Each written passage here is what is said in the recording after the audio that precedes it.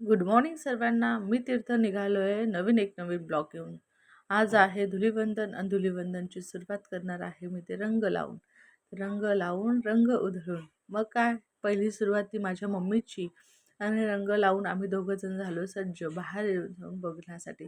मग काय, गल्लीतल्या तेवढ्याच लोकांना कळालं की मी बाहेर निघालो म्हणून एक एक करून सर्वांनी माझ्यावर रंगाची उधळमस्ती केली.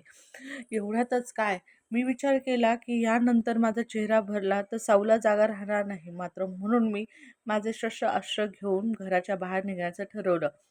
माझी पिचकारी घेऊन मी घराच्या बाहेर निघालो. मात्र येणाऱ्या जाणाऱ्यांनी माझी वाट नेमकी अडवली. मी घाबरलो नाही, डगमगलो नाही आणि त्यांच्यावर शस्त्रप्रहार करतच राहिलो. पिचकारीने पुचुक पुचुक करून पाण्याचा शस्त्रह केला. आणि मग काय, तेवढ्यातच सर्व मला घाबरून तिथून पळ काढून निघून गेले. अरे रे रे, हे सर्व घाबरगुंडे रे बाबांनो. निघाले. मग काय, मी निघालो थेट ते साऊच्या घराकडे. येणाऱ्या जाणाऱ्यांकडे न बघता मी निघालो. मग काय, वाटेत लागणाऱ्या 2-3 मित्रांचे घर होते. मात्र त्यांच्याकडे न जाता मी डायरेक्ट जाणार होतो ते साऊकडे. मग काकू लोकांना कसं काय नाही सांगू शकणार, म्हणून काकू लोकांना लावू दिलं. मात्र तेवढं त्यांचा मोह कुठे आवरणार. घरी गेलो तर पाहतो तर काय, बाई जेवण करत होती. तिला म्हटलं, ये बाई ये, बाहेर ये, रंग लाव जरा. तुझ्या रंगासाठी मी चेहरा कोरा ठेवलाय. मात्र तिने माझ्यासाठी कोरा चेहरा ठेवला होता.